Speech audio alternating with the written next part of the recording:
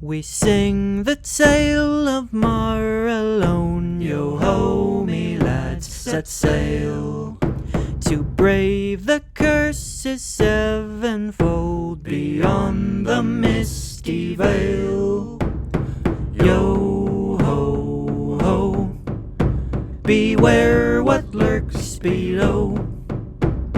Yo ho ho, below the shore we go. A mark of black upon our hands. Yo ho, me lads, take heed. We're bound together, salt to sand. With every drop we bleed. Yo ho ho, we'll find what lurks below. Singing yo ho ho, below the shore we go.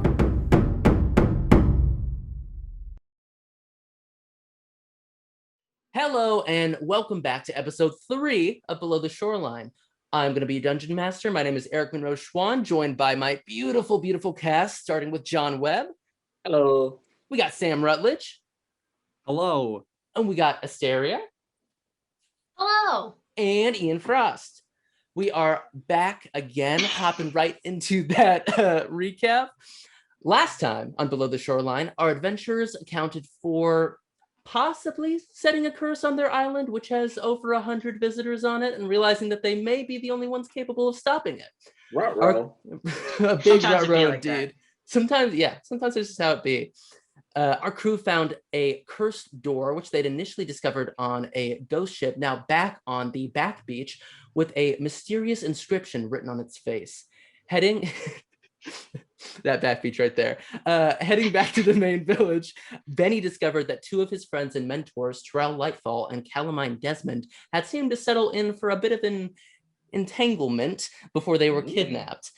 Calanthe also discovered that one of her employees and best friends, Chadney, had not returned home.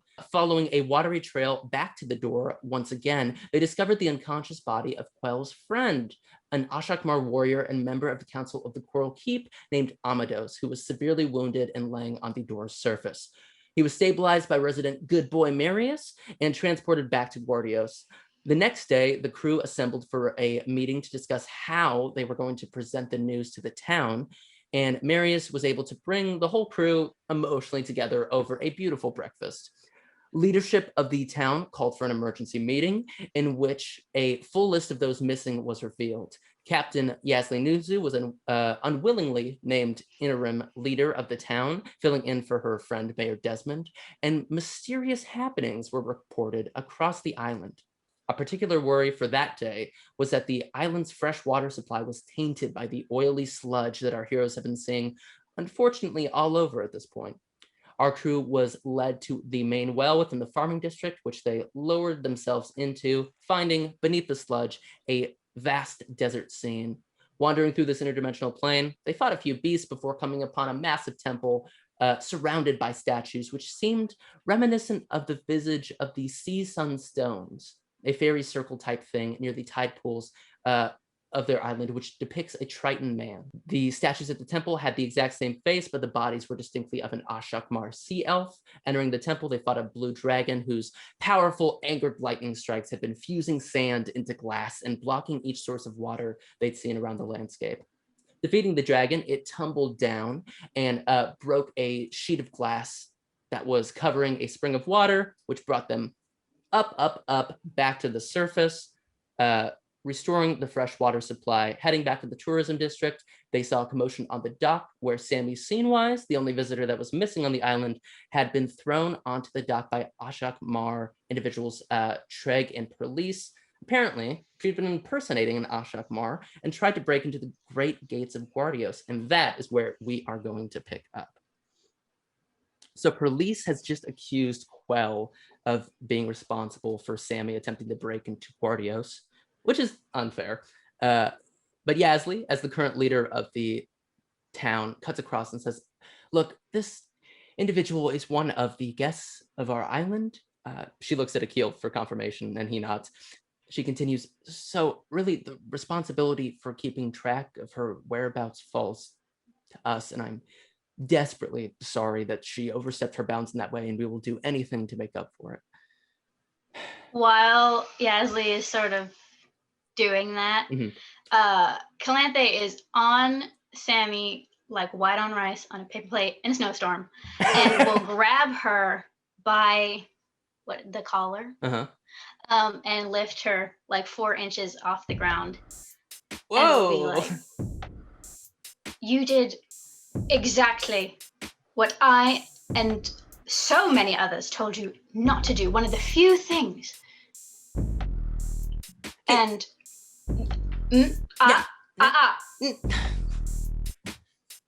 Now, I'm going to say this slowly and clearly. My best friend, Chadney, was the last person seen with you, and he's not here. So answer me this. Where is he? Are you talking about like the guys that you work with? Yes. Yeah, they were like following me around, I guess. Trying to like find me, but I was kind of shifting in and out of disguise. Last I saw, you're talking about like the skinny one, right? He was like just kind of passed out on a bench in the tourism district. I was kind of going up to the lighthouse because I saw that the light was off, and I thought that was weird because there's like now suddenly this fog around. But that was the last I saw him. And honestly, like, okay, in my defense also, she's looking at Treg and Perlise, I really don't understand what the big deal is. Like, you guys live near a major port city and you have these massive big gates, and you don't think people are going to want to see them? Interrupt her, fully drop her, but catch her by the throat. Oh my god. At that point, Qell will walk up and almost gently, but not quite, put a hand kind of like right on this part of your arm that's up. Calanthe, please put the woman down.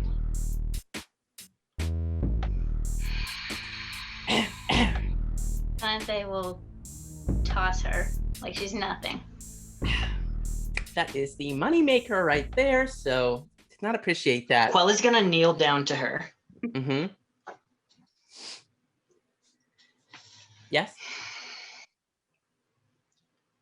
I need to ask you, do you have any magical effects on your person that would be life-threatening should they be suddenly ended?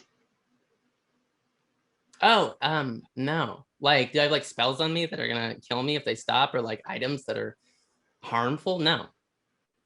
I'm just a bard. I am going to cast the spell magic upon your person. My hope is that this will show them, and I indicate over to the other Azahk'Mar who are here,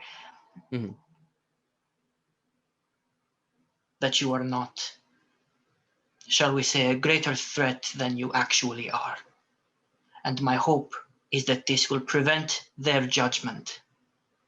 I cannot guarantee this, but I can guarantee that I will try my very best. But your life is quite literally on the line here, so I would ask you to cooperate. Things could get very bad very fast. Whoa, okay, I didn't know. Yeah, what spell is it? He sort of rubs his hands together, and you see that moisture sort of begin to form, and he stretches it out between his hands and places it out over her, and it begins to shimmer and engulf her and kind of soak into her, not making her like wet, but it like absorbs into her person. And the way that I imagine it is like any magical effects sort of bleed off of her, like in exchange. Yeah. So if there's anything that would be dispelled by this. No, she really only had a disguised self up on herself before the Azahk'Mar grabbed her. Yeah, she's clean. So I do this very apparently, like in front of them, so they see, like they know what I'm doing. And I stand up and I turn to them. And he'll walk very pointedly, like stand between her and them.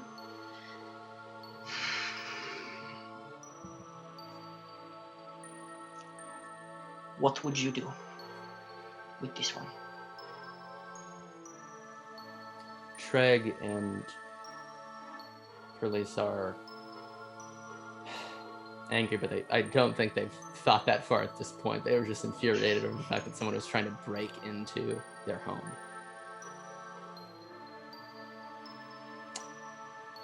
I would see her, this is Treg speaking, I would see her taken away from here, kept safe, and no longer allowed back near the Azahk'Mar. Perlis cuts in and says, she's not done any lasting damage to Guardios. So I agree. I think she should be kept under relative lock and key until whatever is happening right now on this island is taken care of. I'll turn to who is the other person that we're talking to that was Acting mayor. acting mayor, yeah. Yazli. Yazli. Yazli. Yeah. Mhm. Yazli, yeah. I'll turn to Yazli and I'll ask, is this acceptable to you? Yeah, I mean, we have the stowaway area where we, keep rowdy guests wasn't even torn up from a shoe buckle being taken out of there. So, yeah, I mean, she can stay there. And Sammy cuts in because, I'm paying to be here. Like, I know I probably shouldn't have done that or whatever, but you can't just imprison me. And he just yells, tax the rich. it's like, I mean, we should be taxing the rich, not imprisoning the Bitch, me. you. I'm just a bard. I just go around and collect stories and information and... Please be silent. Okay. I think Treg will look at Sammy and say, what you have done is akin to trespassing into someone's home without their permission. Even drylanders have enough sense to know that an intrusion is a wrongful thing to do. Yeah. Treg, would you look at me? He does. And I'm, like, for reference, I have 18 hit points right now. I'm fucked up. Mm-hmm. And, like, claw marks, I think I got the breath at some point. Like, Yeah. He's not looking good. Yeah. Mhm. He looks bad. And, like, kind of scary. Mhm. And he's, like, very clearly, like, no smile, not fucking around. And he looks at him and he goes, I implore you to listen. To some reason. This infraction is nothing. And we can go rounds all day long, and we will, and we have, and we shall again, over and over until this is finally settled. But for now, listen to my words. The dead do not sleep this night. The balance of shock has been disrupted.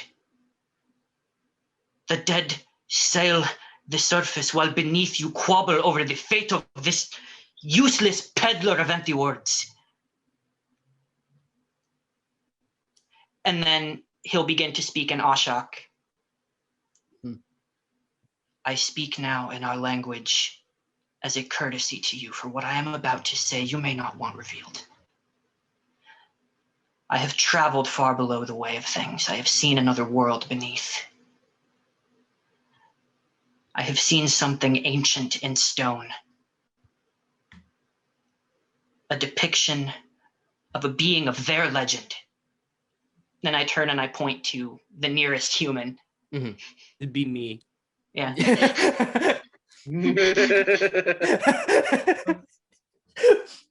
A figure of a figure of their legend with a depiction of an Azahk'Mar.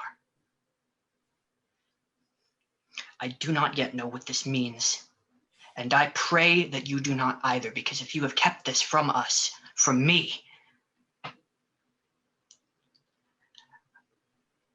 I reached for Guardios, and what responded was not them. So I say again to you, if this is what draws you to the surface, if this is what it takes for you to see what threatens both of our peoples at this time, then I do not know if our eyes shall ever see at the same level. Both Treg and Perlise have never seen you like this before. Maybe after you fought the Kraken a few years ago, but this intensity and also how just generally messed up you look is leaves them a bit not speechless. hiding well. He's scared. Yeah, he's scared. And I think before they're speechless, and before they can even respond, Guardios cuts in, and you can see that they are talking in all of their heads, and probably in the heads of all Azahk'Mar. I feel that I must take this opportunity to let my good people know that we are in the presence of danger that even I cannot protect you from. The fog that extends around our island and our coral enclosure is pressing in, and it extends far down deep into the ocean. And whatever passes that fog will never come back again. Soon I must move and find another place to station us, because the fog will have enclosed on where we currently live. I worry that the evil that comes for us has the possibility to disrupt the flow of shock after each of you pass on. I'm not sure what will happen to me if it catches us, and I'm not sure what will happen to you. All I know is that we must give our utmost support to Qell, who is one of the only 4 who can rid us of this curse. I lean toward Bene and go, do you have any idea what they're saying right now? No, everyone just seems to be thinking very hardly. You I just saw don't them understand what's happening. You just saw them speak into another language, point at Marius, and then be silent for like a full minute. And then I think Perlise and Treg in common, not shock, will say. It seems we have come upon a time where the Azahk'Mar can no longer be isolated, and we must work with our human allies. Perlise says, if there's anything that can be done for us to aid those who must combat the curse, we will do it. But for now, I think we must make preparations for Guardios to move. I would have us perhaps rally our deepest keepers of lore. Have them flip to the first page. As far back as we go, that man in stone beneath unsettled me, and I would know his name. You hear in the back of your head, that will not be far enough. He flinches and he tries to hide as best as he can. Actually, can I roll a deception check to see if he even can hide it? Because I don't know if he can. But he's gonna try. Eric, your thing changed. 11, oh no! 15. That's a 15 to try and not show that he just heard something that freaked him out. Gotcha. I'm unsure if I can do anything about my video. Change your aspect ratio. Yeah. Hey, there you go. Spider vision.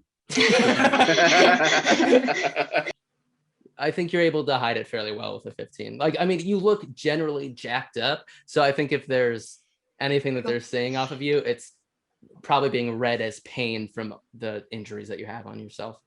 Yeah, just for some like kind of meta text here, like part of him switching back between Ashok and Common is sort of him trying to gauge who he needs to hide his emotions from. Because when he's speaking Ashok, he's showing his fear to the people who can understand him. But it probably doesn't come across very well in Common.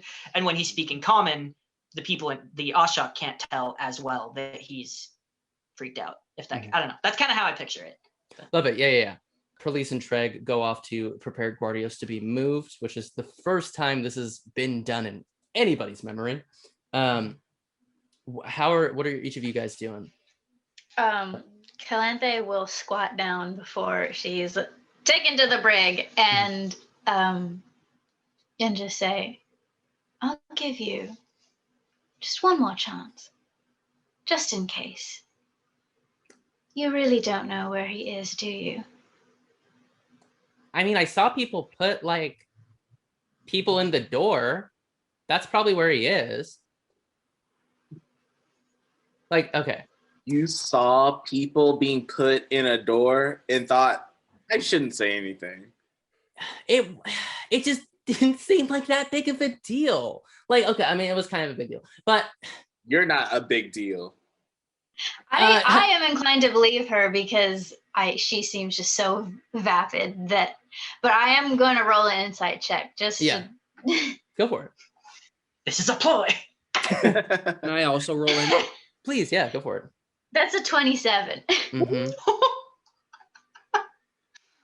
I got a 14. Marius would know. Marius believes she saw some shit. Calanthe knows she saw some shit. Mm-hmm. And she's just that self-centered. All right. Yeah. Oh, okay. Definitely. Look, Calanthe, despite knowing that she is telling the truth as far as Calanthe can tell, Calanthe will say, if you're lying to me, it will be the end for you. You'll find that I think my management will have something to say about that. But okay, look, I'll tell you about the things in the door. But I also, if I tell you that I promise I'll stay in whatever little prison thing you have, it better be nice. But tomorrow, because you guys look pretty jacked up, so I don't think it can be today. Can I just please go see the sea sunstones? Because like I could maybe give you like some information about that, which you might not have. Okay. We are in a crisis situation, and you are bartering useful information to do more tourism. I mean, it's kind of the tourism vibe, isn't it? You're intruding in someone else's space and like... You're a really bad person. Bene pretends to be like someone in the back of the crowd, but he's just like, maybe we should just burn her alive. I think that's also like a bad person thing to do. Yeah, who would do that? But I mean, I feel like, if you're endangering everyone, maybe, I'm they gonna don't care. give you the information. I promise. And she looks at Marius and she goes, I'm not bad. I'm a product of my circumstances. The Marius laughs like that. Sorry, yeah, she looks at Marius. Yeah, I'm glad she made Marius laugh. But okay, look, I'll tell you guys everything, but can I get like a lull, something to eat, please? Maybe. If you want, we can transition into. Because I feel like you guys might want to speak to her in private. Calanthe, right? Okay. Once the Azahk'Mar leave, once they go, Calanthe will just thorn whip the ocean, which I imagine just turns into really like whitewater, a whitewater whip essentially, and she'll just like one after the other, just on the shore, like maybe like mid calf level on the shore, just like whip the water over and over and over again and just scream at the top of her lungs. Very obvious that that's what she wants to do to Sammy, but is holding it back because she knows that she'll get in trouble with everyone else around her. Sammy goes, whoa, someone needs to work on their anger issues. So Bene leans into her. Bene leans into Sammy. He's just like, I love a good barb, but I would maybe turn it down with Calanthe because she's literally almost choked me to death, and that was because I drank her shot of tequila. So maybe turn it down. You literally just threatened to burn me alive. So that was not me. It wasn't me. I'm gonna roll an insight check. Yeah, I'm gonna roll deception. Yeah, roll deception. I got a 16. Oh, you beat the shit out of her. She goes, oh, really? Yeah, no, that was, oh my God. Why would I ever do that? Okay, maybe I do need to get out of here then. I won't stop you.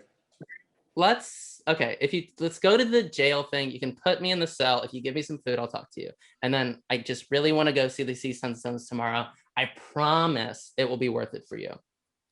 I mean, if not, I mean, I don't know. Like, well, we might burn you alive. I mean, listen, not my idea. Not my idea. I'm just repeating what you said. Again, although I came here by myself, I do have an institution of managers and agents and people who work both for me and I work for that would probably come looking for me. And it might not be a good look for your tourism town, you know, to have a famous bard who everyone sings about like dead. Absolutely. Yeah. Oh my God. No. I mean, nothing ever happens on this island and people just don't go missing. You know, who's to say you won't end up in the door next? Who knows? So, you know, I mean, I might not put you in there, but maybe someone else might, you know, maybe take one for the team, you know, take one for the island, you know, so, you know, do you? I mean, I did try the door and it didn't open. So, I mean, I'd be surprised. That is unfortunate to everyone involved, honestly. So what do you guys want to do? You have her, she's offering you information. Do you want to go off to the jail?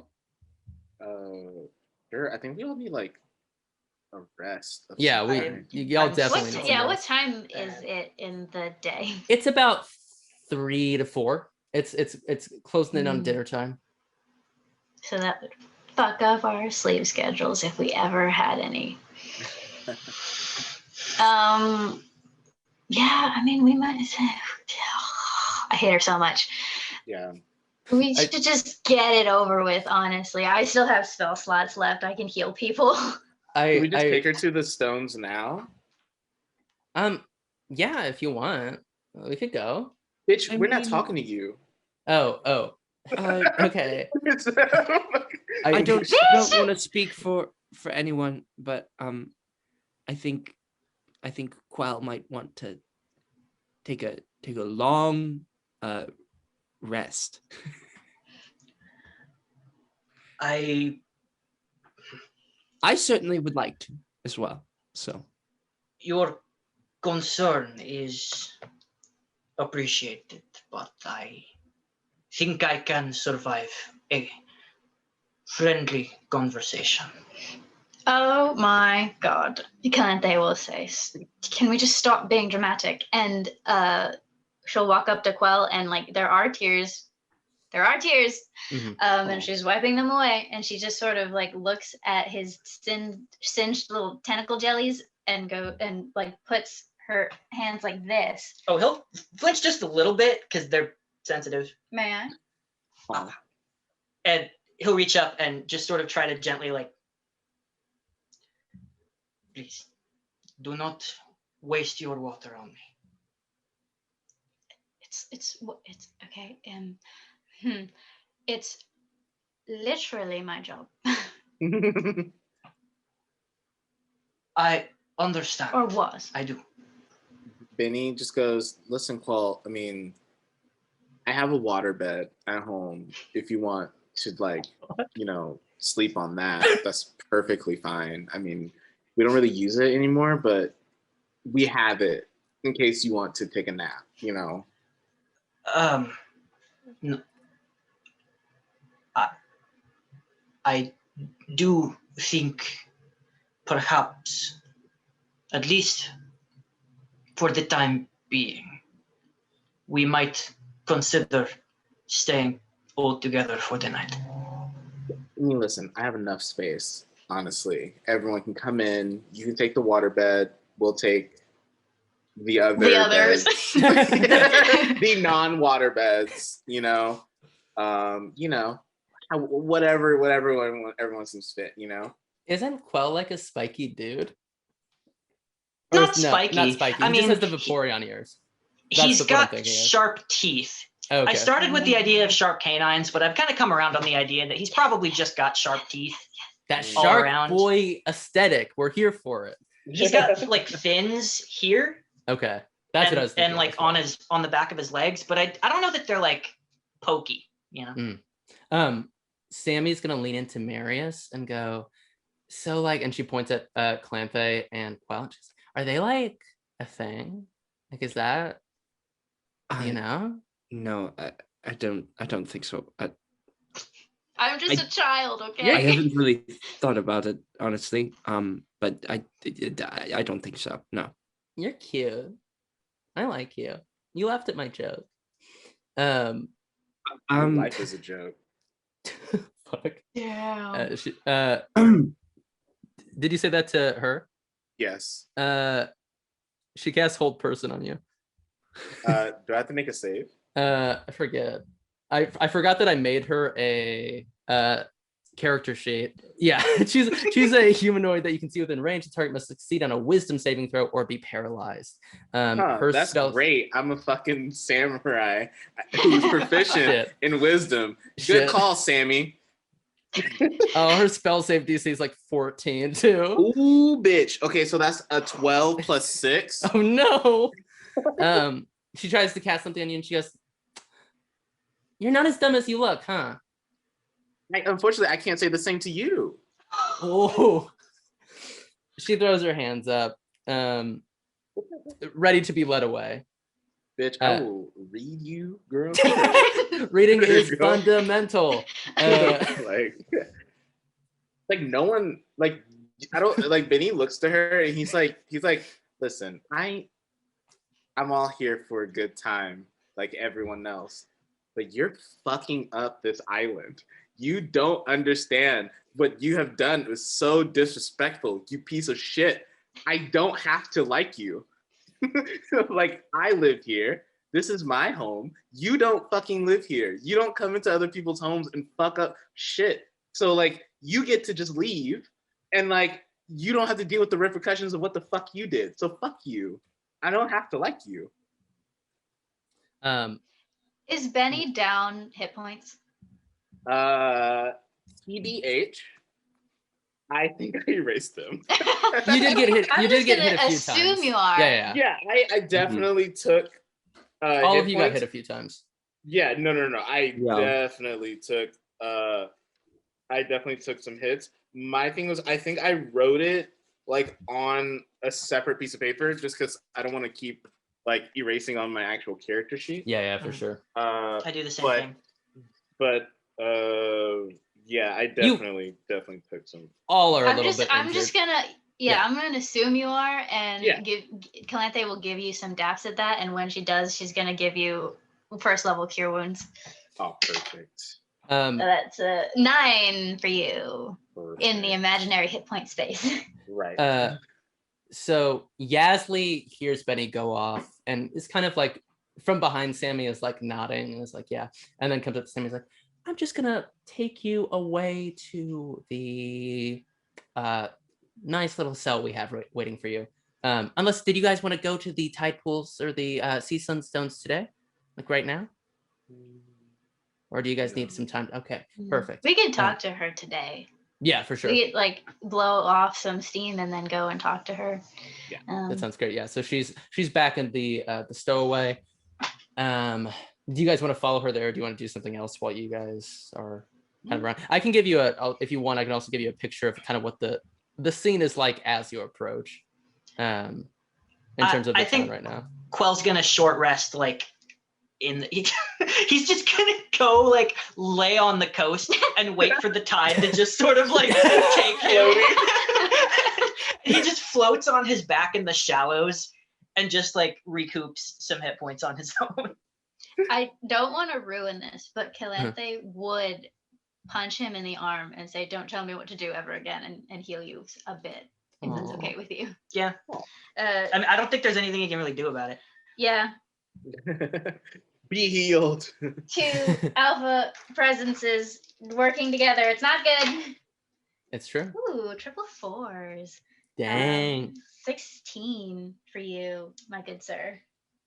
So as you guys are kind of like settling in, you've come back from this horrible experience. I think some of you find out that this scene with Sammy was actually coming at the end of another debacle where some of the guests at the Winnowing Festival were planning on going home today. So everyone was trying to keep them entertained during the morning, but when it came time to head home, Yasli had to explain to them that they couldn't leave and are likely going to be here for a full week. This led to an uproar, obviously, which had been brewing all day, with people being told that they couldn't go out into the water because there were sharks or the weather conditions were bad. Qell was basically handling all of that, along with Pier and Crest, who were just kind of supporting him and running the dock. But the whole operation is largely being run by the 2 most nervous people on an island of pretty nervous people. And it's to top it all off, without having the ability to go to Vushan for supplies, rationing is going to be starting pretty much ASAP to make sure that all of these people are able to stay fed.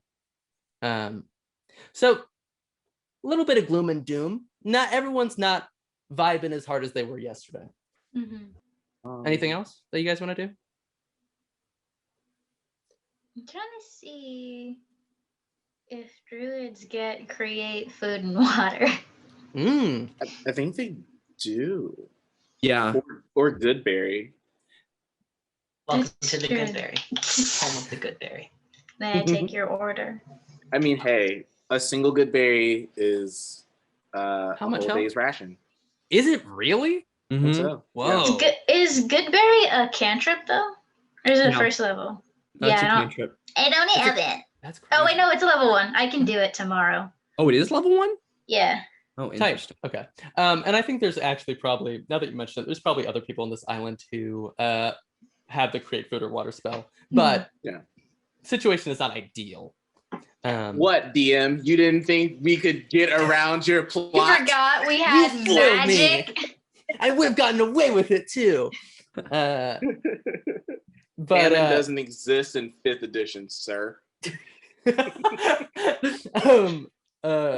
Yasli comes up to you guys, who I maybe you're all sitting around on the beach near Qell, just trying to like get your heads on straight. It's like, so I reached out to some of the townsfolk and the business people, and we've all come to the agreement that we do need to support you in taking on these curses. So if you need any supplies or items, just feel free to ask, and I'm sure someone will be able to wrangle it up for you. Speaking of which, everything. Yeah, when you say items, like what do you mean? Like potions, things you would need. How many of you can breathe underwater? He just sort of goes. I can make it. You can make a bubble, Calanthe? No, I can make us all breathe water, but not base level.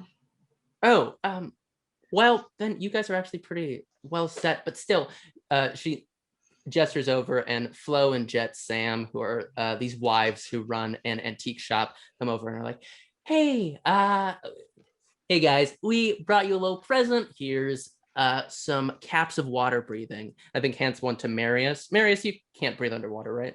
No. Okay, good. So you get a cap of water breathing, and then Calanthe, you'll get one as well, even though you might not need it. Yeah. Yasli also forks over 2 regular health potions and 1 greater health potion. And actually, Flo and Jet, are any of you, do any of you not have dark vision? I do. I do. I do. Okay. I'm a silly little human. They'll go, and for the cute little dude over here, and hand you goggles of night. Everyone goggles of just night. is like, ooh, with Marius. They Yeah, think he's everyone so cute. loves Marius. I was telling John and Sam before we all hopped on that my favorite part of reviewing episode 2 is just how much every PC is like, yeah, but Marius, want to be my friend? It's like the new kid at school that everyone wants to get to know. It's so good. Anyways, Bene leans over to Qell, and he's just like, these air breathers, am I right? They can't breathe underwater, you know? Yeah, crazy. He just sort of grunts as he's trying to like will the water to heal his wounds. Yeah, he's just literally doing like I imagine He's floating in a pool of his own blood right now. Yeah, and Benny's just like, hey, take these guys out. They can't breathe underwater, am I right? And you're just like floating. so Oh my funny. gosh. Oh man. I imagine it looks like the meme of Goofy in the fountain. Yeah. Yeah. Yeah, really Lana feeling Del like Rey is Goofy playing. getting hit in the head with a rock. Oh god. So what do y'all want to do? Benny looks to everyone and he's just like, so how are we feeling about some margaritas right now? How's everyone feeling?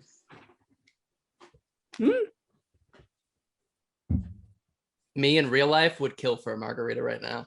I would love a margarita. Oh, from Chili's? I've ever Girl. had one.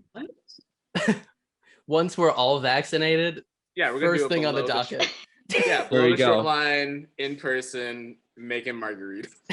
Making margaritas, playing D&D Honestly, vibes. Below the Shoreline does sound like a very good margarita. Like Mhm. if you went to like a place in like Santa Monica and they're like, oh, we have a great margarita called Below the Shoreline. It's like, I'd drink it. Calanthe will say, really? Right now. I mean, it's whatever time it is right now somewhere. And it's that time right now. It probably is actually like 5 o'clock. It's like 5 o'clock, yeah. Yeah.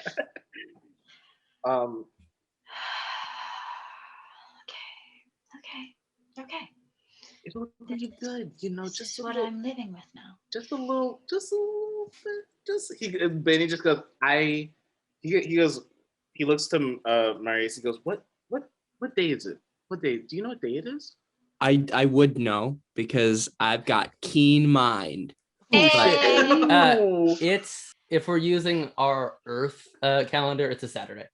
Saturday. Okay. Yeah. Benny just goes, I mean, is this the Saturday that I die? Because Calanthe has never declined a drink from me. And I mean, maybe it's just me. Maybe it's something that I've done that, you know. I don't think you need to take it personally. I think that's, you know, it's just sometimes I do. people aren't feeling up to it, you know. He's Calanthe so has never. sweet. He's so good. Resident good boy. He goes, well, Qell will drink with me, am I right? It would be acceptable. So do you want to I get think some it's about drinks this going? time he'll get up. Yeah, let's go get some food. Let's take a short or long rest or something, you know? Yeah, I think, do you want to go to the tavern or do you want like food, like a meal at a restaurant? How's everybody feeling? I would like something substantial. Same. Is there something pub-like, something pub adjacent? Yeah. You know? There is something pub adjacent. I think you probably go to the Set Course, which is the main restaurant run by Alicia Windlorn, which What a is great restaurant name. fine. It's fine. I know.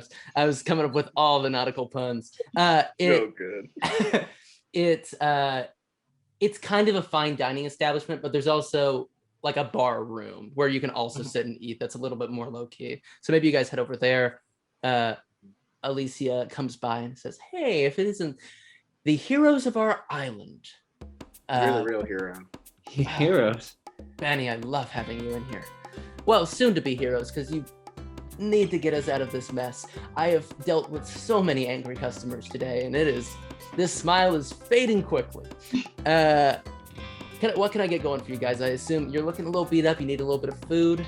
I got you. Anything you want, I'll make it happen. Do you have fried cod? Well, you know I have fried cod. I would like fried cod. It will be done in a jiff. Do you have pork pies? Do I have pork pie? Yeah, I can make that happen. Yeah. It may be a little bit of pork, a little bit of something else, but we can definitely make that happen. And by something else, I don't mean like human flesh. I mean like beef. Bene, what was that, Marius? No, I wouldn't have expected it to be. No, it's fine. I'm thinking of some stage play I saw Bard put on many years ago, and I was just doing a little reference. But popular culture does not spread far and wide in this world. Right. Too much. Bene, what can I get you? He looks there and he's like, give me the usual. I would love, some nice sushi. Let's get some sushi all around. Let's do a love boat for 4.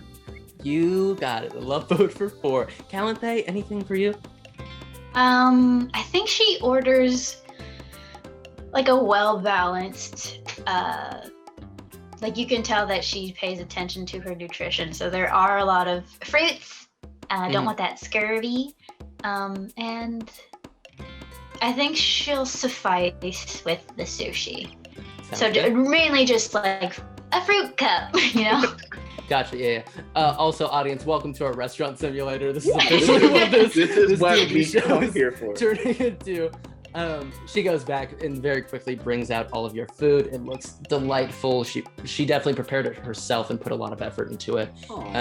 She does the thing that chefs sometimes do where they come out to talk to a guest at their restaurant, where she kind of like squats by the table and looks at Marius and is like, "So you're a reporter, right?" Yes, I am actually. What do you think you'll be writing about this town? Currently, seems like I might end up writing a story about the whole crisis, because it's really kind of crazy that I'm here for that now. Originally, I was here to cover the festival, but cover it with what?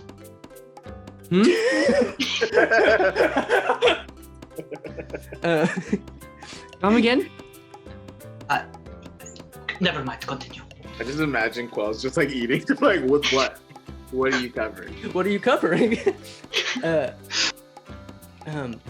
Yes, may I be the first, hopefully not the first, to offer my apologies that you simply came here as a guest and now are caught up in one of the most frightening things that has ever happened on this island. But oh no, it's fine. I mean, the reason I kind of wanted to do some journalism was because I wanted to experience things. So I'm experiencing something. Yes, that I'm happy to. Definitely are. Well, if you do a write-up, feel free to mention that you were treated well at the set course. But I will leave you all to your meal now. Yes. Do you think you could get me a Shirley Temple? Yes, famous bard Shirley Temple. I will go grab that drink for you immediately. Thank you so much. What is fantasy Sprite to all of us? I mean, it's probably just Sprite, but it has a fairy on it, right? Yeah, that's literally what I was thinking. Yeah. Sprite, That's really good. Mm-hmm. That's funny.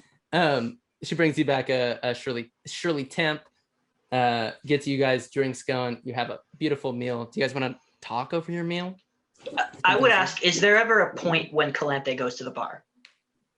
What? I'm with you guys. Well, no, I know, but to the bar. You're in a room that also has a restaurant. bar. I thought we were in the bar part of the restaurant. Or Well, I just meant if you ever get up and go to the bar. Yeah. I think for most of the time, Calanthe is just stabbing a particular piece of honeydew melon and not eating it, and she's sort of just like staring off into space. And when she goes for her portion of the sushi, she stabs it with a fork, which she never does because that's not how you eat sushi. But she stabs it gasps. and puts it in her mouth. I don't think she would get up to go anywhere inside the restaurant. Bathroom? I think she might just go. She's like, actually, I'm not hungry, but not say anything to you guys and just get up and leave. There would be a point, hopefully, preferably before that happens, but maybe when that happens, when he'll get up and he'll go, Calanthe, you're often drunk, right?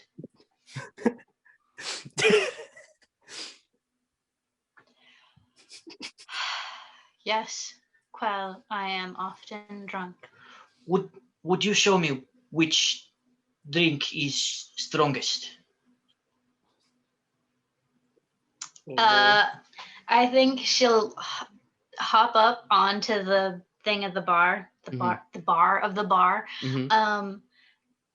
which is not something that is uncommon for her to do, and we'll go to the top shelf and get the strongest thing that they have, some fucked up absinthe that's 97%. You got it. Yeah. And just drop it from a high point, not from her point standing on the bar, but she'll drop down, hold it out, wait for him to put his hands under it, and just drop it. Okay. Do I need one of the small cups? As small as possible. The bartender puts a shot glass out on the counter. So he pours it. Doesn't really know when he's supposed to stop. Benny's like, Qell, listen, I will never say no to a drink, but I really think you should slow down. Benny's maybe tried this before. It's a big green jug that's in the shape of a skull. Benny is well aware. Crystal vodka? Benny is like, listen, I am here and I support you, but at the same time, slow down. I have faced worse foes than this class. And he'll sort of get puffed up for a second, but then just sort of go back to that look of sore defeat that he's had all day. Oh no. And he'll look back at Calanthe and just be like, there is something I would discuss with you, but I find it difficult to find the words. I have observed that in those times, humans will often partake of this to find their courage. Oh no, what's gonna happen? Calanthe will just scratch at the hand with the spot and say, well, I'm not human, am I? And walk out. Please. Do you follow her? Well, halfway. Halfway? Okay. And he'll just say, kind of blurt out terribly. He'll try to down it as quick as he can, which is why it blurts badly. And then he'll come in. That shit hurts. And it sounds, and he's like, and he walks up and he half coughs, and it doesn't almost sound like words. He goes, thank you. That's sweet. Benny looks to Sipping on Marius. my Shirley Temple. Yeah. Benny looks to Marius, he's like, listen, there's nothing wrong with being human. Listen, I'm half human. I understand, but there's nothing wrong with being human. That she didn't mean that, okay? Oh, good. You still leave? Yeah. Oh, yeah. Oh, yeah. the quest for this conversation fucking continues. I'm sorry. It's not my fault you did something that would piss her off. Everyone roll me a perception check, please. Even me? Yeah, I yeah, went yeah. outside? Okay. Nope. Actually, Calanthe, roll with advantage because you're 18. outside. 18? Oh, that's Oh my still gosh. bad. Are you kidding me? That's 7. still bad. I So nat one. Oh my god. I have a +9 to perception. And I I have nat a plus one. 8 and I nat 1 at first, but I still rolled a 5, so that's like what, 13? Yeah. Roll 12. You rolled a 12 and you got a dirty 20 or a 19? No. I got an 18. I have +6. Oh, 18. Okay, gotcha.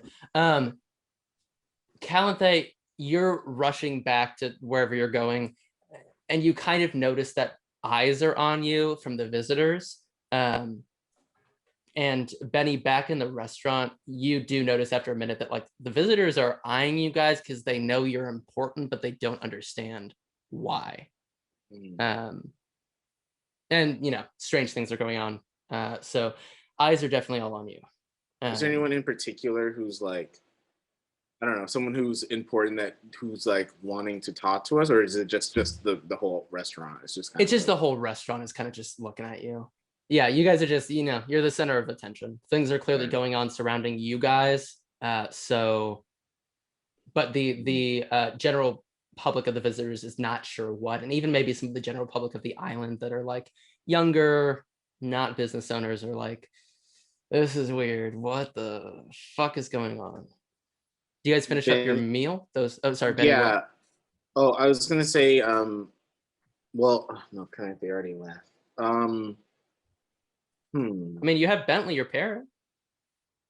Oh yeah, I look to Bentley and I say to him, I'm like, hey, go out there, tell Calanthe for me that once I'm finished with this love boat for apparently just one,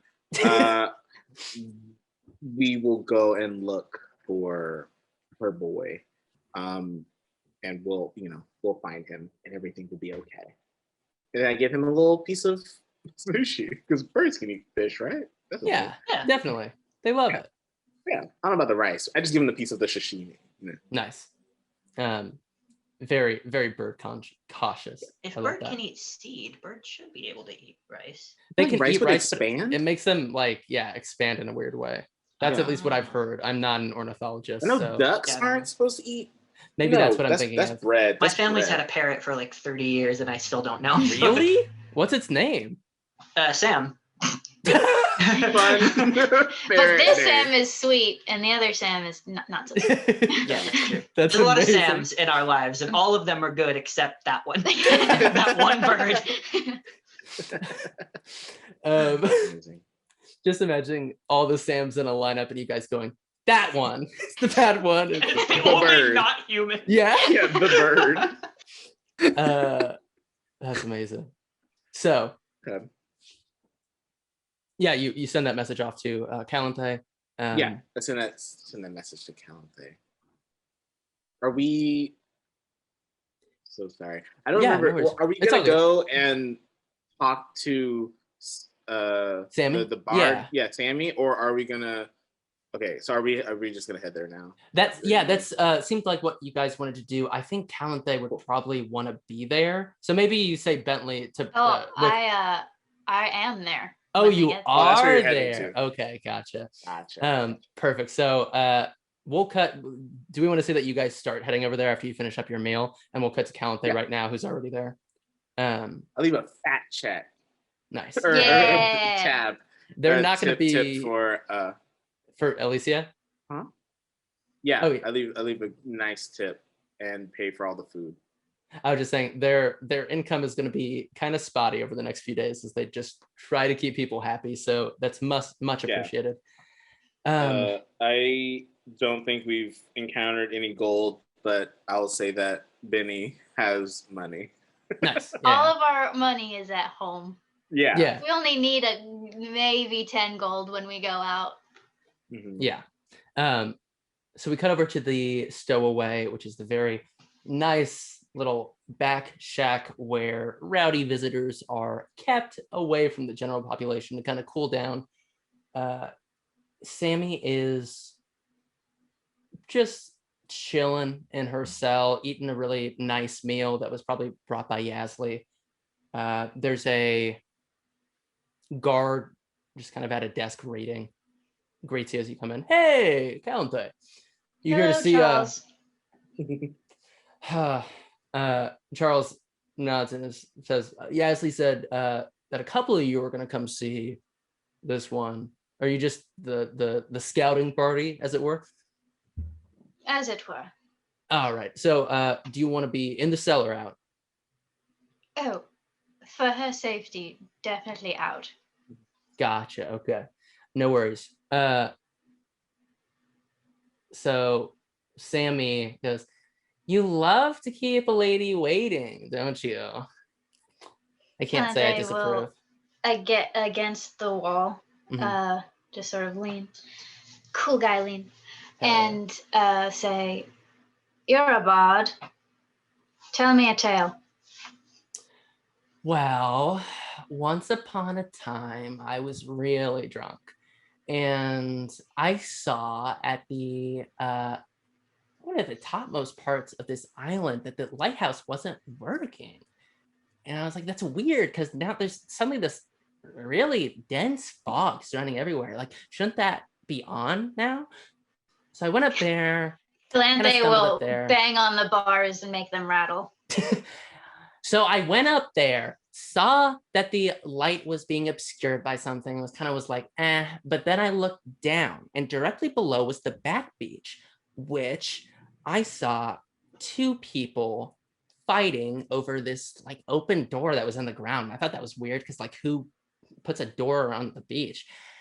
So I was like, I kind of was trying to listen, but the waves were so loud. There's these two people in cloaks, and they were on this pile of like water that they seemed to have gotten there on.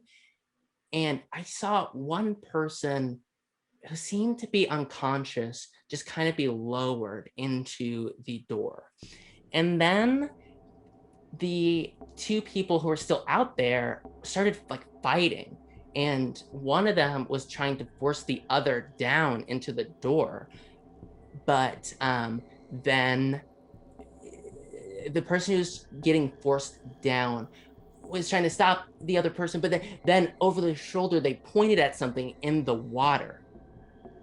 And the pusher turns around, extends a hand out, and suddenly the body of this Azahk'Mar guy, just kind of unconscious, is carried from the sea out towards him. And right about at the point where it gets to the door, he just suddenly wakes up and kind of shakes it off and asks these people what they're doing, or at least I assume that's what he asked, because then they just started fighting. And the pusher used this spell that I have never seen before, where initially he was using like a water whip that seemed to have some kind of dark energy in it, and it put lacerations on the guy. And then he kind of started dragging the water out of him, and it was so weird. And it was like he took that water kind of into himself, and then he just pushed the other one into the door. They went down together, and the Azahk'Mar guy just kind of crawled up onto the door and passed out. But I could tell that he was fine. Like, even that distance in the dark, I could see he was breathing. So like, I knew it was gonna be fine. And also, the tide could just carry him out again, and someone would find him. It's not that big of a deal. Oh, you have any? Oh, sorry. Yeah, so you guys probably show up as the story is going on.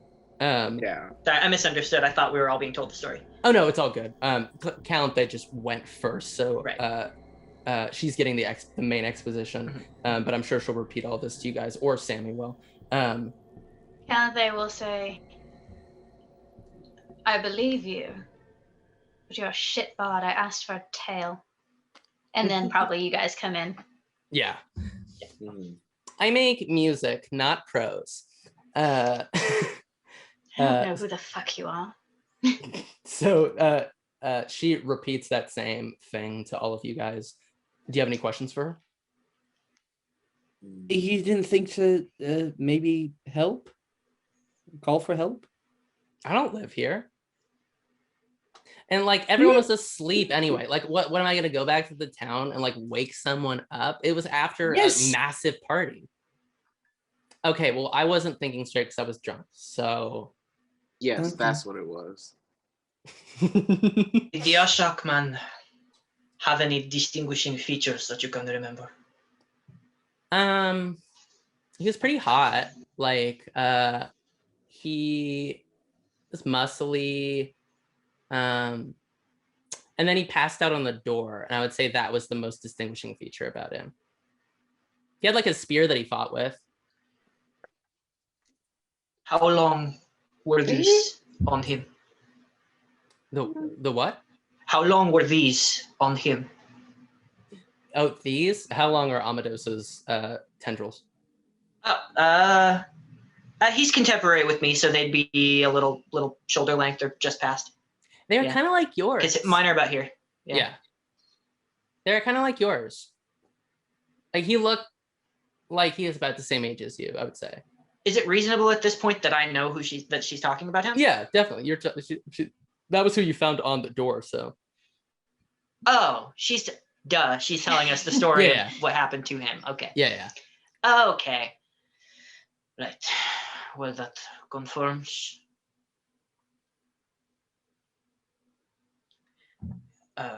What is his condition? He is stable for now, but he is not waking.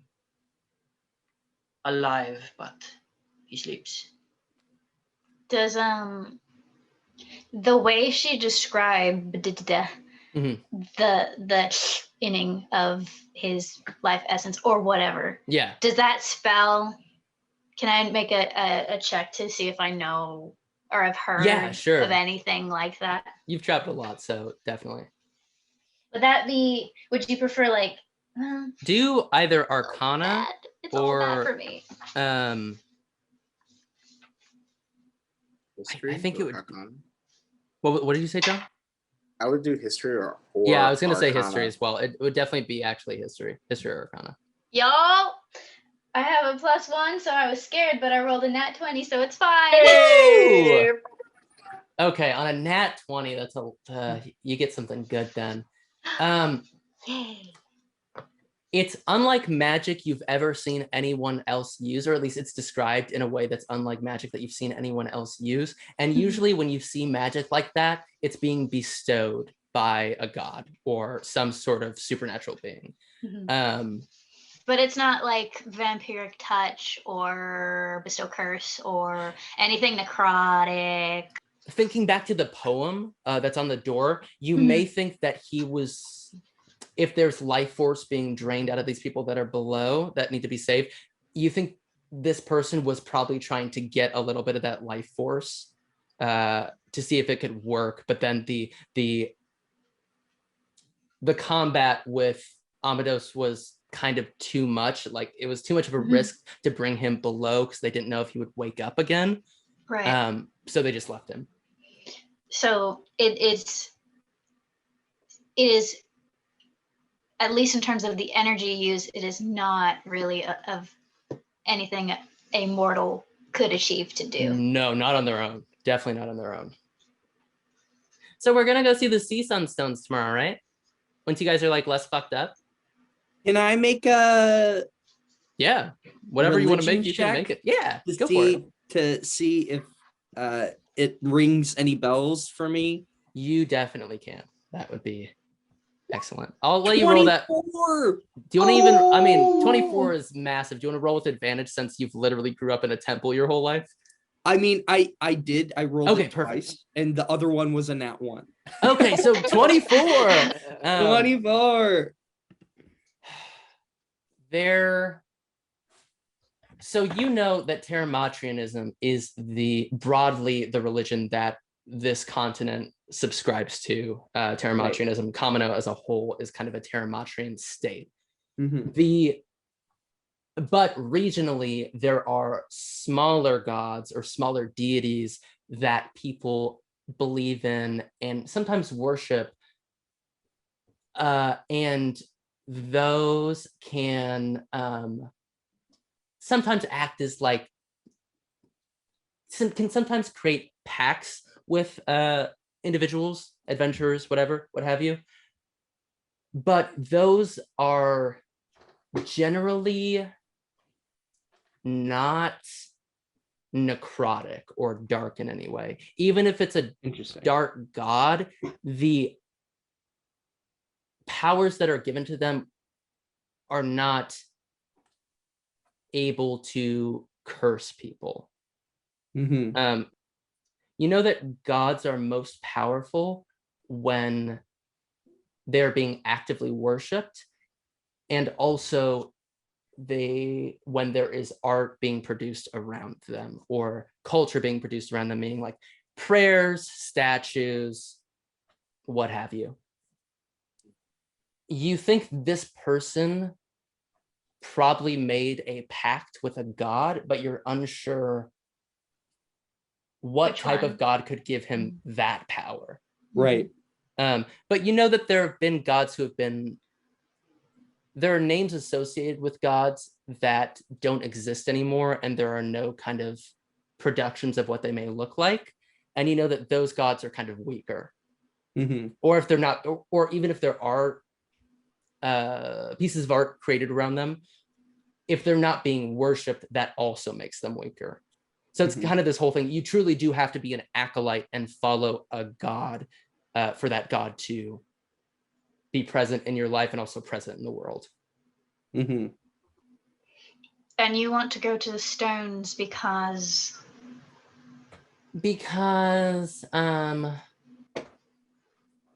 she starts outlining what Marius has just thought. So she kind of says like, okay, so you know how like there's gods all over the world, and they they can, the stronger the belief is in them and the stronger their presence in culture, the more that they have the ability to be maybe physically active in the world. Which it kind of makes it a mystery that Teramatria, the biggest god of all, doesn't ever interact with the mortal world. She just kind of exists out there somewhere. But there are also like old gods. Like I've traveled around a lot. I'm not from here. And there are places where, okay, it's actually like super interesting. So academics have kind of theorized that if there was a religion where the god is, one, no longer being worshipped, two, there's maybe like one piece of art surrounding them or something, but mainly if their name is forgotten, then they're called a failed god who doesn't have any ability to interact with the mortal world and just kind of exists out in a sphere. This could also happen if kind of there are massive shifts in the world or something like that in terms of nature. But it's kind of, since we don't have the ability to access the information about them, or we don't even have any pieces of art or historical records, there's kind of like nothing to believe in except for the thought that maybe this god could exist. Like in places that once were verdant and luscious, but are now a desert, what happened to the god of that area when it was a verdant plain? Like where did they go once this desert came around? Because now, it's a desert god that lives there, and that's what people believe in. Does that make sense? And so you believe that the stones are a tribute to one of these felt gods? If none of you know where they came from and they're like super duper old, like you said on the boat, then like, okay, let me ask you, is Ceased Sun a name that you guys came up with on your own, or is that on the stone? You would know that that's just what the island has called those stones. That's just the name that we all call it. Yeah, so that probably made whatever that is like mad. because that's not who they are, you know? If a name has been kind of erased, that is the biggest thing. You can roll history checks or whatever, but I mean, this actually happened literally hours ago. When you saw that statue in the desert, most of the name was erased. You only saw an O at the start of it. Shrimp resting. So yeah, I want to see it because I want to like confirm that's a felled god, but at least that's my theory. So please take me out there.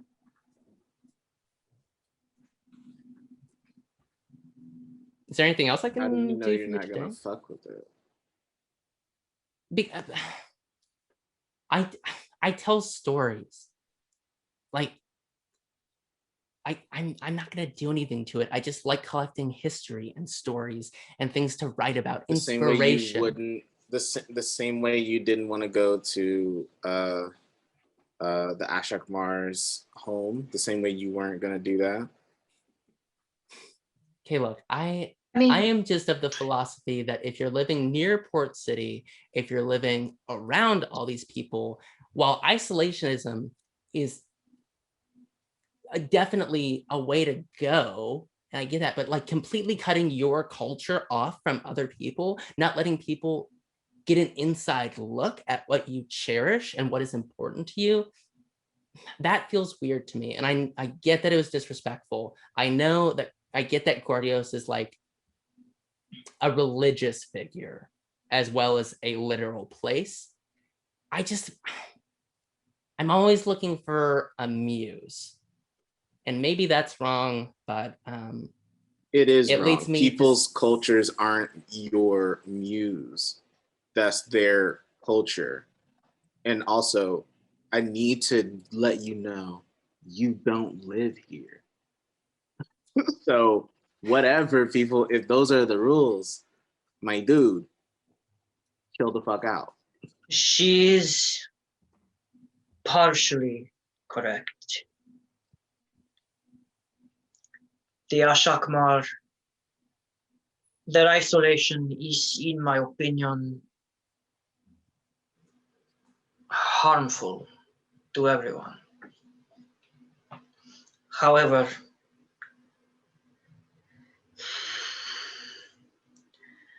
it is not your responsibility to pave that way.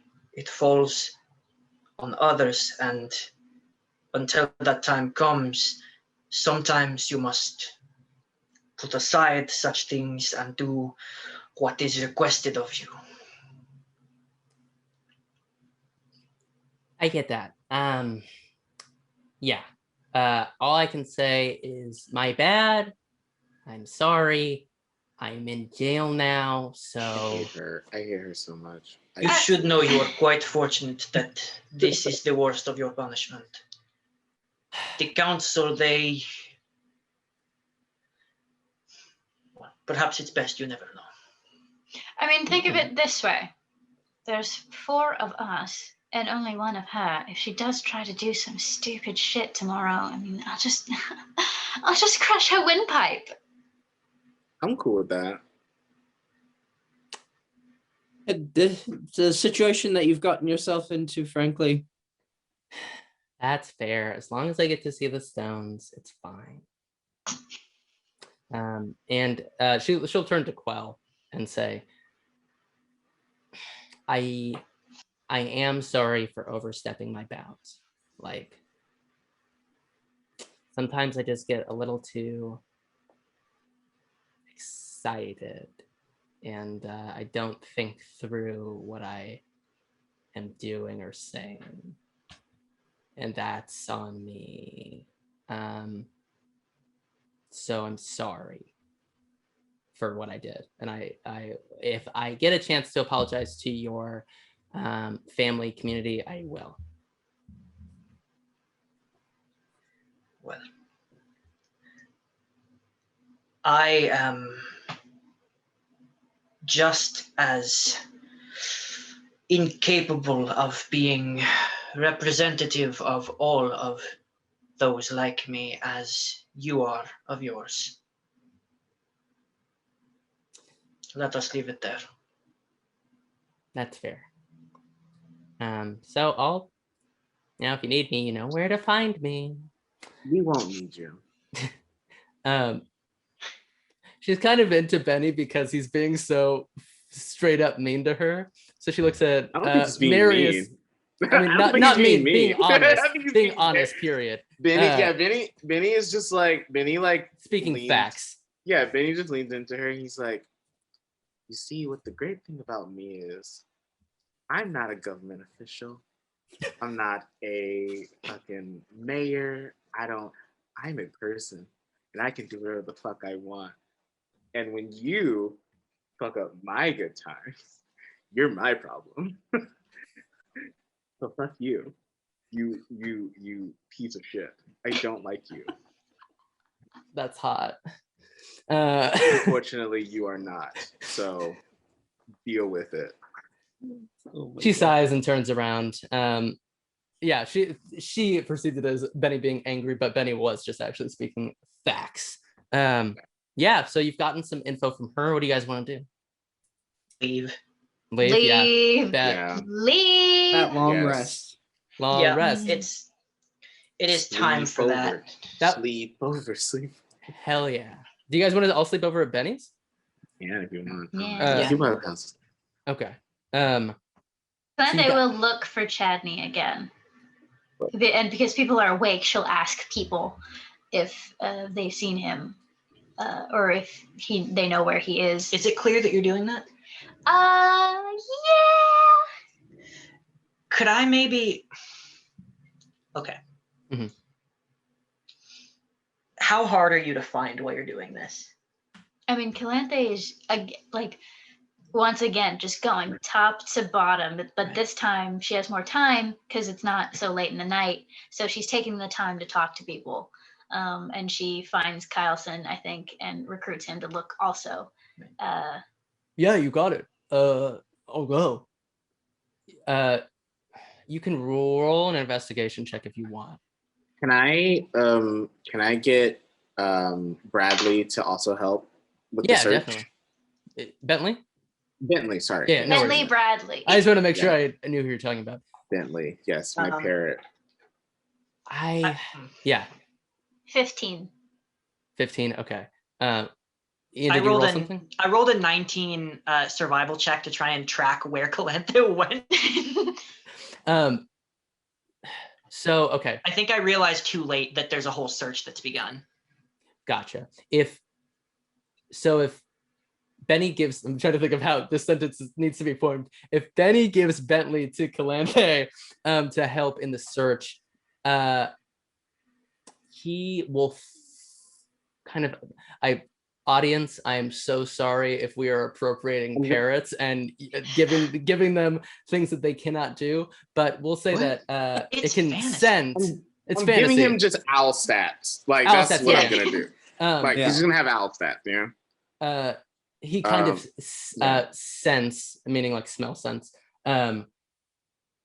Chadney, and they head over to, he flies over to the door.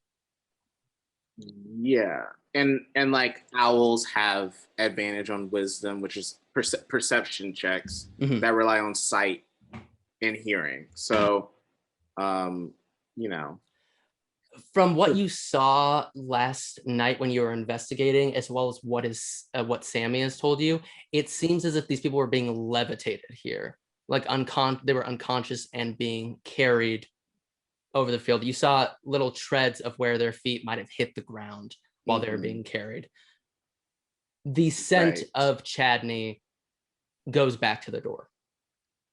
Okay.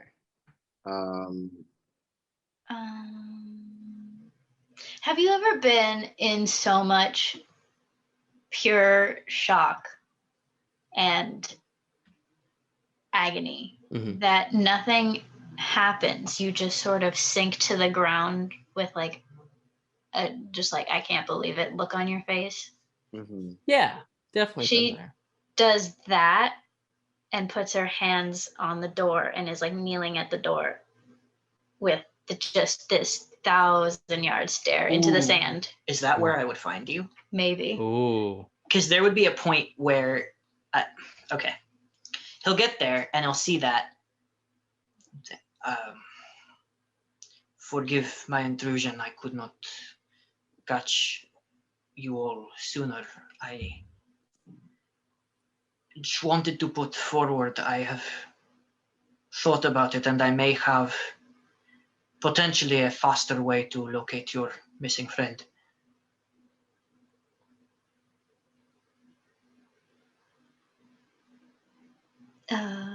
Nothing.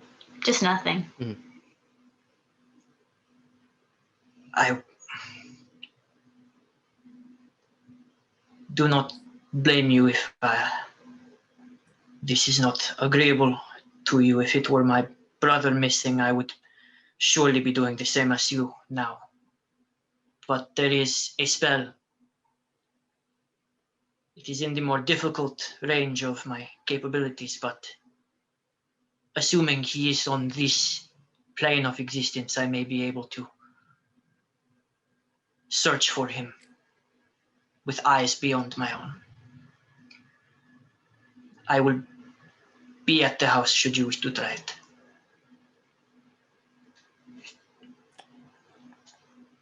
I'll leave. Does Calanthe just stay there for a while?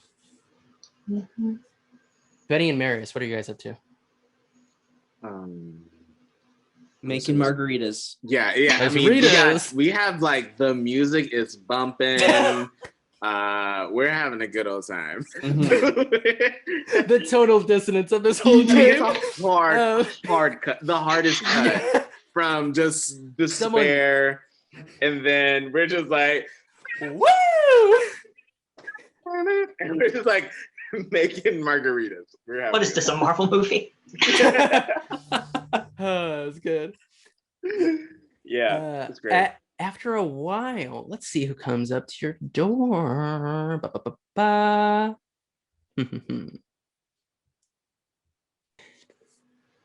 Who? Someone needs. I'm trying to think of someone who would have led someone else on a tour, and I'm realizing that somehow I did not come up with another tour guide. Let's make one up.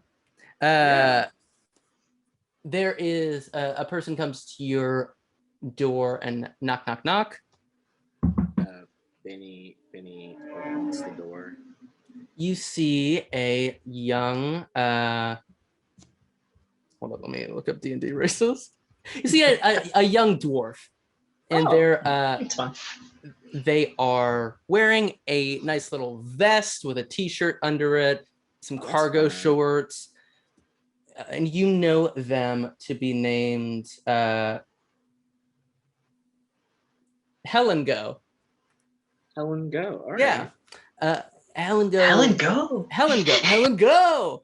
Helen Go. Helen Go says, "Hey, Benny, good to see you." Good to see buddy. you, Helen Go. How's it going? Middling. I took a group of let's say cabin fever-ish visitors on a little hike over to the Sea Sunstones because I just wanted to let them see it. I don't know if anyone's actually been over there in the past few days or maybe since last night, because there's now these black pools where the tide should be, like the tide pool should be. It's just this black liquid. And I know that you guys are up to something. I'm not really sure what it is, but I thought I should tip my hat that way to you. You know, Helen Go, thank you so much for your concern and all of what you're doing for the island. It is greatly appreciated. We will definitely get right on that, and we will immediately go and check on that pool. We both have margaritas in our hands. Yeah, I know. I was about to say, Helen goes like, "Do you guys get some margaritas going?" I mean, yes. Can I come through? Want some? Yeah, dude. You're already here. And I just pour. I call him like, Marius, we need one more. Oh. They start shaking it up. You A guys child. turn up with your dwarf friend for a little bit. It's great. Calanthe, do you go home at any point, or how long do you think you stay out there? We're all staying at Benny's house, right? That's true, yeah. Or at least that's what the three of them agreed on.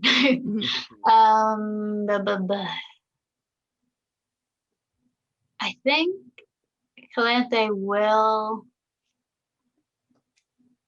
go to Benny's house, but she will make Kyleson come with her, not leaving her sight when she can help it.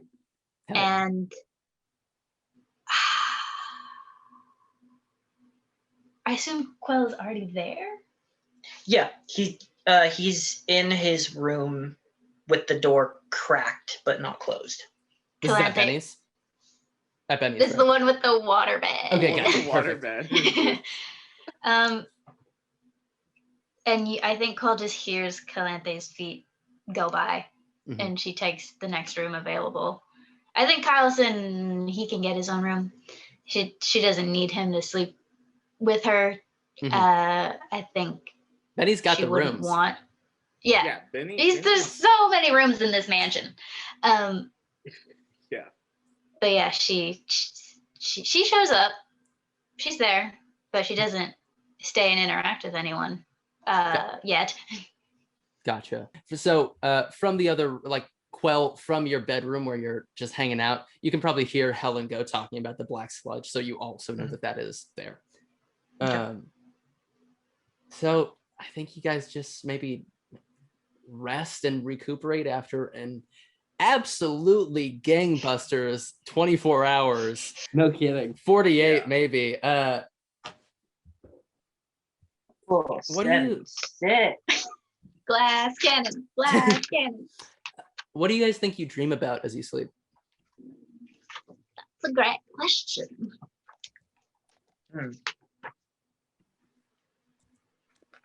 Doesn't have to be anything Question. grand or yeah. I mean, listen, this can be, you can cut this out. Yeah, go for it. But could possibly Terrell come to Benny? In his dreams? Yeah. Is that possible of where they are? Not to spoil. If that answer spoils things, then don't worry about it. But if doesn't really, okay, but what? So if you're dreaming, and Terrell appears, and you're not sure if it's a memory right, or if he's actually there with you. You know, he's an Right. Azahk'Mar, so he's kind of like holy to some extent, right? Is that right? how Yeah, he Azahk'Mar's work? definitely. Yeah, he's from, what is it, Mount Hope? What is it called? It's not Mount Olympus. That's what I'm But yeah, thinking in my mind. Essentially Mount Olympus. Right. Yeah. whatever it is. He doesn't see you yet. Do I see him? I'm imagining like maybe like I'm maybe let's set the dream. Set the dream. Let's set the dream here. Maybe Benny is maybe like a little bit younger before all this is going on, and Yeah. Benny is like remembering. He's like remembering this. It's like in the dream he's remembering a past moment. Remember, get it? And he's like maybe going up to Terrell's like his little cabin or wherever, his house. Yeah. It's like kind of in the outskirts, and he like goes up and maybe he sees like Terrell like working in the yard or something, or like, you know, doing some shit. Hey, if it isn't my favorite little island inhabitant, what are you up to today, Benny? I thought I could, I don't know, thought maybe I could come and just kind of hang out and see what like you were up to today. Well, I'm just out here chopping wood, getting ready to make a fire. Can I help? Yeah, definitely. If you want to get some wood going, I'll collect everything I have and throw it in the fire. Or get it ready for the fire, rather. So... And he just starts chopping wood. Benny, do you ever think about leaving the island? Benny just keeps chopping. Like he didn't hear him. He's like, what? What was that? Do you ever think about leaving the island? why would I leave? There's like you're here, my parents are here. Why leave? This place is great. Because if you don't get out now, you'll never be able to live again. And that's kind of where the dream starts to die off. You're not sure if that part was a memory or not. Benny's like that moment of him saying that is like Benny kind of just looks at him like, what? And then Benny just snaps awake, and he's just like, a little easy. I mean, we'll go a little bit easier on the sugar. This, I don't know what the fuck that was, but that was crazy. Anybody else? I would say that Qell sits cross-legged on the weird bed, tries to get used to it, but he doesn't lay down. He just like closes his eyes and tries to go into his elf trance of 4 hours. But I think what happens is he can't get there, really. I mean, he does. It occurs, but even though he is unconscious, I think he has this weird lucid dream where he's just like sitting in a vast expanse of dark, almost like he's in very deep ocean, sitting on nothing, just floating there. And he's like aware that he's dreaming. He's conscious of it, but he's not doing anything, and there's nothing to do. And he just sits there quietly in a bunch of nothing for a long time until eventually he just like he's testing himself to see how long he can not move. And like there's an antsiness, and he's tense and he's bored and he hates it, but he stays. And eventually he gets up, he tries to move forward, to kind of float through the water, through the blackness, and then he wakes up, and it's 4 hours later, and he's in the room, and he is on his feet on the other side of the room. And as soon as he's awake and aware of that, he stumbles, because for once the 4 hours was not a long rest for him. And all his cuts, which are closed and like okay now, he's just like, and I think he's got the swords. He didn't fall asleep with them, but they're here now. And he disappears them again and goes, and then he lays down like the human do. Like the human do. I think that sleeps the rest of the night.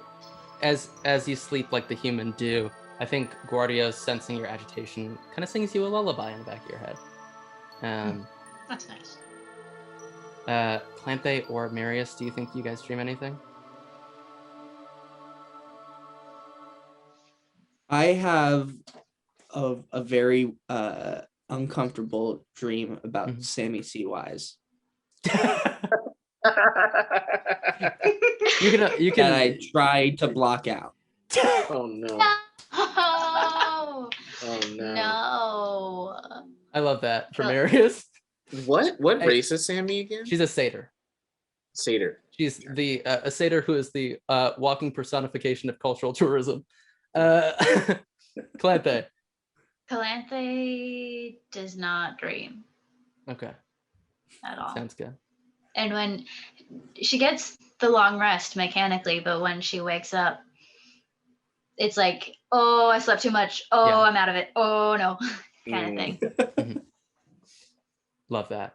So you guys wake up the next day. You know where you probably have to go.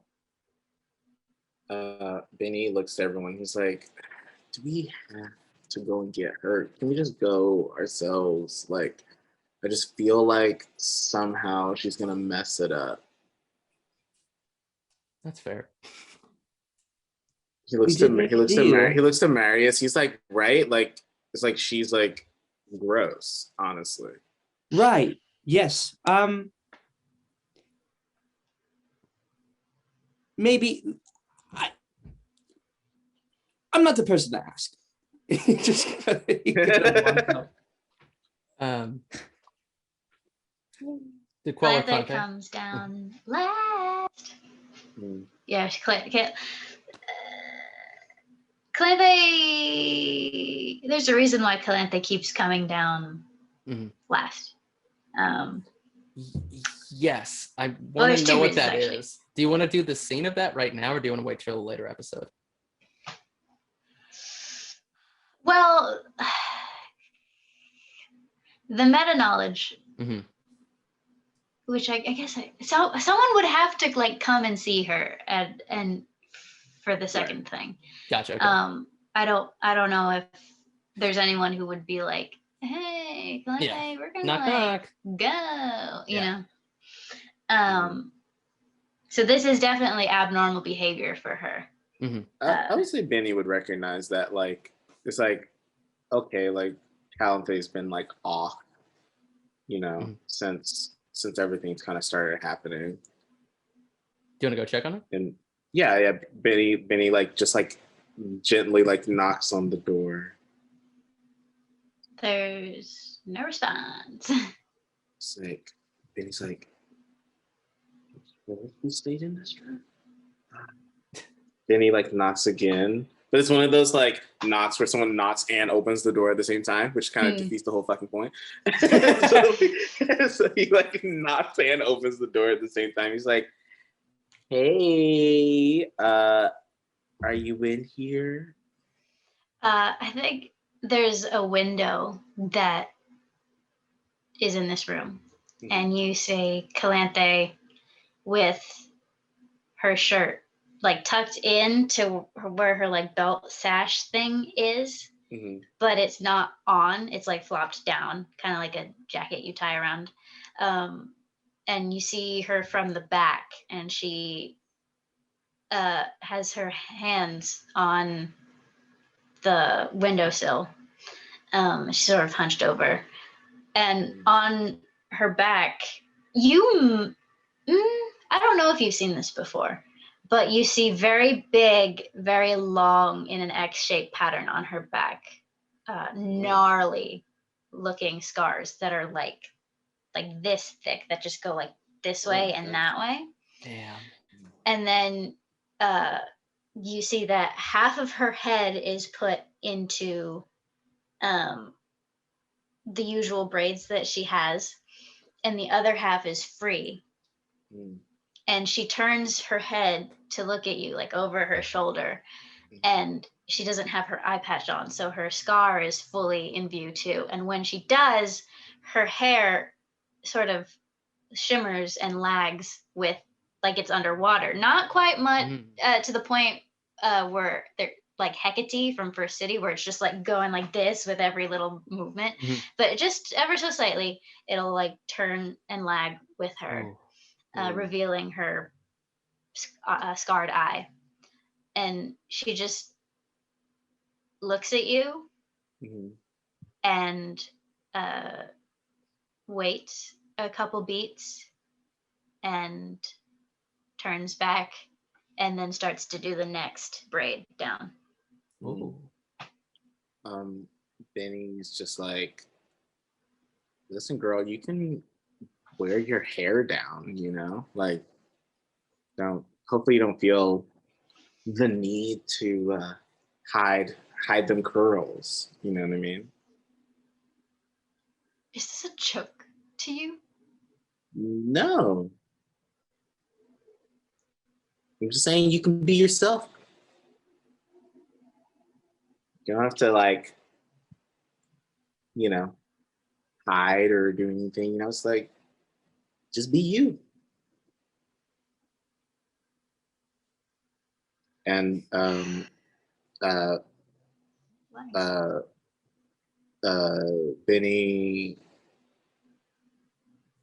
Bene like sees your scars on your back, and like Bene will walk up to you, and he won't like put his hand on your back or anything, but he'll just be like, you know, whatever. He'll just say like, whatever, you know, whatever happened before, that's in the past, you know, and you're here now, and you know, we love you for you, and you can be you, you know. Don't feel like you gotta, I don't know, keep up with appearances or whatever. It's like, do you. like there's no crime in that, you know. He just goes, we'll find, you know, Chadney and all that. Yeah.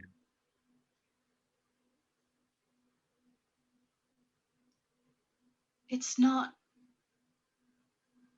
keeping up appearances.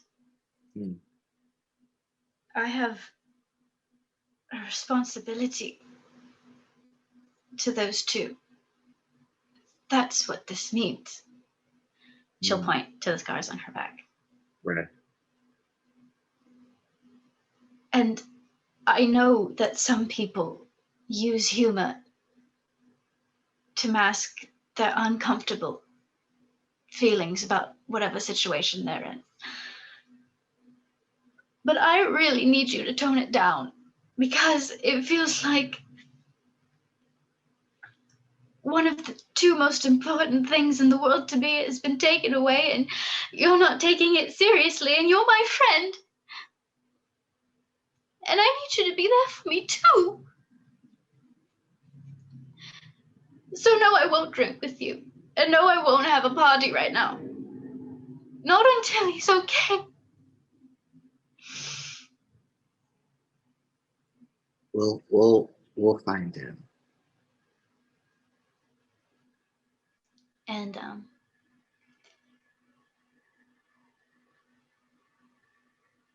she'll take a breath. She'll stand up straighter. And she'll do the next braid down. Just go back to it. Bene feels the impulse to make a joke, but he really does just like, we'll see you when you get downstairs. And he just walks out. I think Bene heads back downstairs. Calanthe, after a while, also heads down. And you guys head out. You definitely don't need to pick up Sammy if you don't want to. She has not made herself a friend to you. And she gave you quite a bit of information, so you could probably just head over there. You know that some bad shit's going on there, so. On the way over, if we're just like walking away, Marius goes, so are we going to go by to get Sammy, or? I mean, it would make it easier to murder her and then just say she died in battle, or the fog got her. Oh yeah, for sure. Yeah. Okay, then we should probably go pick her up then. She would, however, be something of a nuisance.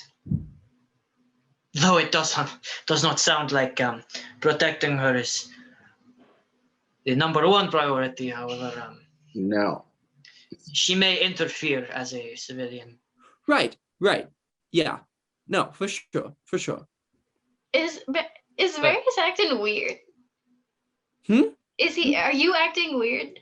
Like, are you acting more nervous? Oh, absolutely. Yeah. Insight check, baby. That's not that good. That's a 14. Oh man. So do I have to roll? What would I roll? You could roll against deception that? if you want to hide it.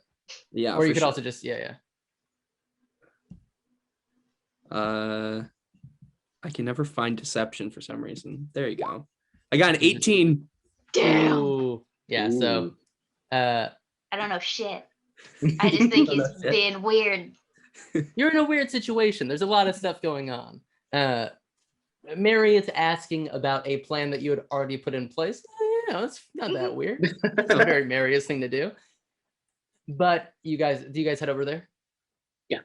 Okay, perfect. So you come upon the Sea Sunstones. For some of you, it may have been a while since you've been out here, but they are 6 statues in the shape of a Triton man, all with the same face, surrounding a tide pool of 6 different pools. And they're all covered in the black gunk. And some is kind of like getting washed over into the other pools. It all kind of interconnects. But roll me an investigation check, please. Ooh. Everybody? Yeah, please, everyone. Everybody. Got a 4. No. Oh my no. God. We all just. Jesus. 15. 15. Oh, I thought that was gonna be all under 10. But you see, I think that Qell is looking for something that is similar to the letters that you saw on the Azahk'Mar statue. And you see at the bottom of these now, there is an O, there's also a C. How many? Can we figure out how many letters and like where is the C? It's right next to the O. If you at can the roll end. an investigation check again to do geometric math or something to see how far it extends. Yeah, do that? definitely. It should not be me because I am not smart. Yeah. Oh, I got a 19. Ooh, boy, you can guesstimate there's about 7 letters. Interesting. Seems like there's about 7 letters in this name. And you got And pools right in where front of is you. the OC? It's to the farthest left. They're immediately next to each other. It's not like Hangman where it's being filled in like randomly. It's directly one after the other. Okay. You got the pools So in front of you. it's something co. No, sorry. It's OC is the first 2 letters. Oh, C is the okay. Yeah. O and then a C. Oh, and then a C. Ochako. Oh, Exactly. Dang it. Campaign canceled. Asteria guessed it.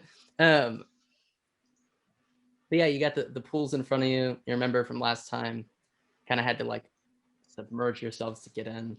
You guys say anything to one another? Bless you. Thank you. But there's 6, right? There's 6 pools. It looks like they're feeding into one another. It doesn't look like they're independent. Okay. I think Calanthe will as we're walking there, pull Qell back and say, I understand the spell you described, and I am appreciative of it. I can do it too. The reason I haven't is, while it may prove useful, if I see something, I can't afford to become non-functional right now. And I am riding that line every minute. And but I do appreciate the offer. Would you prefer that I look on my own?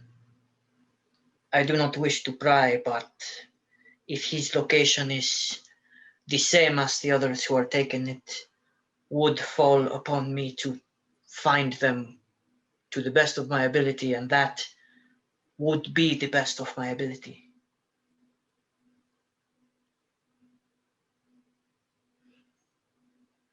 Do what you think you need to do.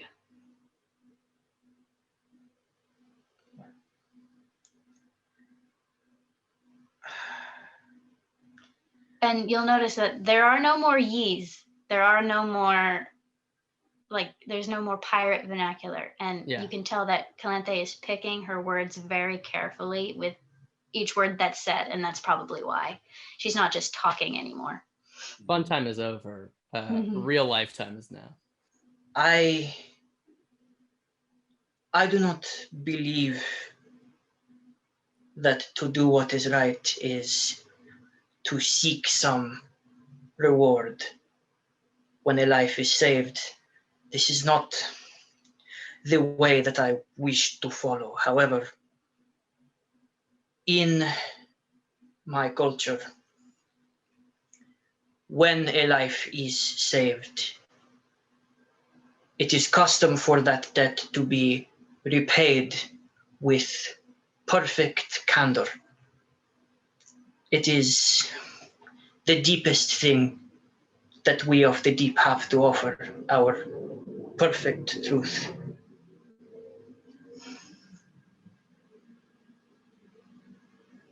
I, in truth, have much to work through before truly knowing what to say, and I do not know that you need to hear all of it now. But perhaps when you are feeling better,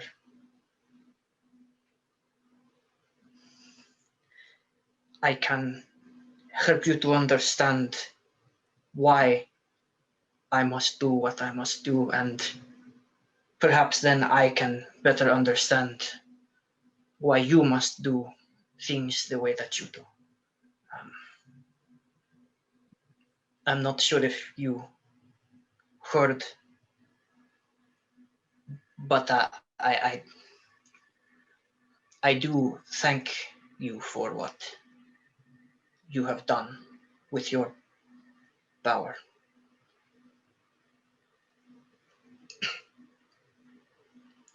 I do not think that I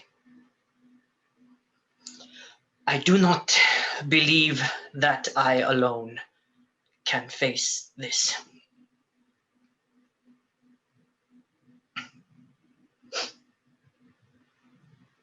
And he wants to look away from you, but he doesn't, and it's hard for him to stay there.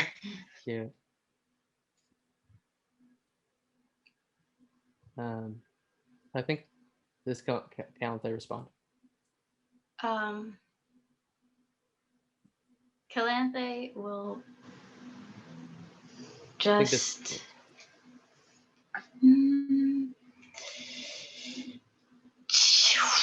Oh, so many I things. think this is about when you're arriving to the Sea Stone. So you look down, you see this black Yeah. pool in front of you.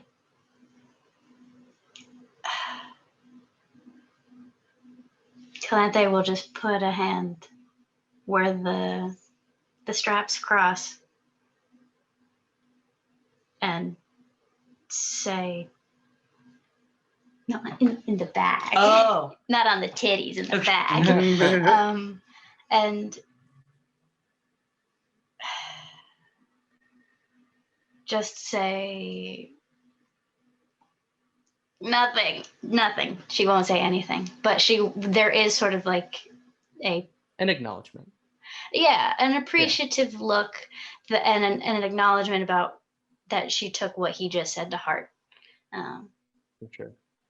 I think with that, do you guys all lower yourselves into these pools? Mm-hmm. All right. And with that, that's where we're going to call it for part 1 of episode 3. Come back and watch part 2. We'll see you then. Bye. Yo ho ho, we'll find what